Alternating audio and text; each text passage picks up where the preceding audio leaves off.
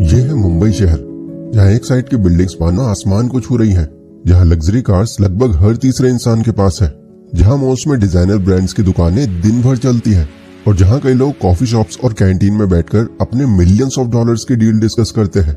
But वहीं इस शहर की एक और साइड भी है, जहाँ ब्लू ट्रैम्पोलिन की छतों के नीचे जीने के लिए लोग डेली संघर्ष करते हैं, गंदगी से भरी गलियों में रहते हैं, जहाँ दिन रात लोग मेहनत करते हैं ताकि 2 वक्त की रोटी खा सके, और जहाँ बच्चों के हाथों में किताबें नहीं औजार दिखाई देते हैं।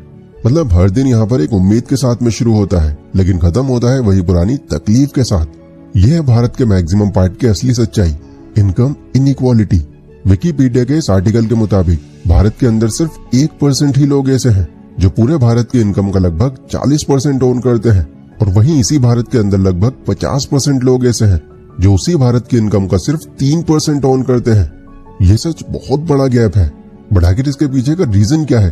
तो देखो, रीजंस तो वैसे इसके पीछे कई सारे हैं। लोगों के पास जॉब्स की कमी है, शहरों के अंदर कॉस्ट ऑफ लिविंग काफी ज्यादा है, टैक्स पॉलिसीज में डायरेक्ट टैक्स के साथ साथ इनडायरेक्ट टैक्स भी काफी है, जो अमीरों से ज्यादा एक आम इंसान को अफेक्ट करता है। लेकिन सबसे बड़ा रीजन है इसका एजुकेशन, खासकर फाइनेंशियल एजुकेशन, जिसके चलते लाइफ के अंदर कई सारे लोग सही टाइम पर सही फैसले नहीं ले पाते और अपनी पूरी जिंदगी बिना बहुत कुछ अलग किए ऐसे ही गुजार देते हैं।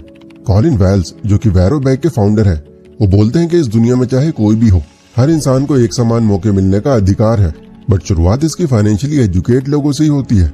एंड उनकी ये बात काफी हद तक सेंस बनाती भी है, क्योंकि हमने कई ऐसे लोगों को देखा है जिनके पास बहुत बड़ी डिग्री नहीं है, लेकिन वो सिर्फ फाइनेंशियल एजुकेशन के दम पर लाखों करोड़ों रुपए कमा रहे हैं और कामयाब हैं अपनी लाइफ में। इससे एक बात तो क्लियर हो जाती है कि अगर कोई गरीब है लेकिन वो कामयाबी पाने के सपने देखता है, खुद को आगे ले जाना चाहता है, तो फाइनेंशियल एजुकेशन उसके इस जर्नी में एक बहुत बड़ा रोल प्ले करने वाली है, इवन एक डिग्री से भी ज्यादा। बट अगेन सवाल यह आता है कि फाइनेंशियल फ्रीडम आखिर हमें मिलेगी कहाँ? क्योंकि स्कूल और कॉलेजेस में तो ये सिखाया ही नहीं जाता। ऐसा कौन है जो हमें फाइनेंस के मामले में एक सही डायरेक्शन दिखा सकता है? तो देखो, फाइनेंशियल नॉलेज वैसे तो आपको कई कामयाब लोगों से मिल जाएगी, हजारों किताबें भी इस टॉपिक पर ऑलरेडी बनी हुई है, लेकिन स्पेसिफिकली अगर मैं यहाँ पर उस इंसान की बात करूँ जो फाइनेंशियल नॉलेज के गुरु माने जाते हैं, जिनकी बुक्स 1-2 कंट्रीज में नहीं पूरी दुनिया भर में फेमस है, तो वो नाम होगा none other than Robert Kiyosaki. इनके बारे में मुझे ज्यादा बताने की जरूरत भी नहीं है, क्योंकि आप ऑलरेडी इनको जानते होंगे।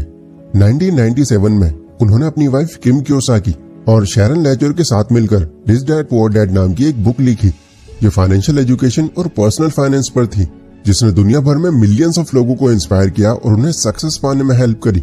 आज भी कियोसाकी ने फाइनेंशियल लिटरेसी प्रमोट करने का एक मिशन स्टार्ट किया हुआ है, जहां उनकी बुक्स और सेमिनार्स लोगों को वो सिखाते हैं जो स्कूल्स में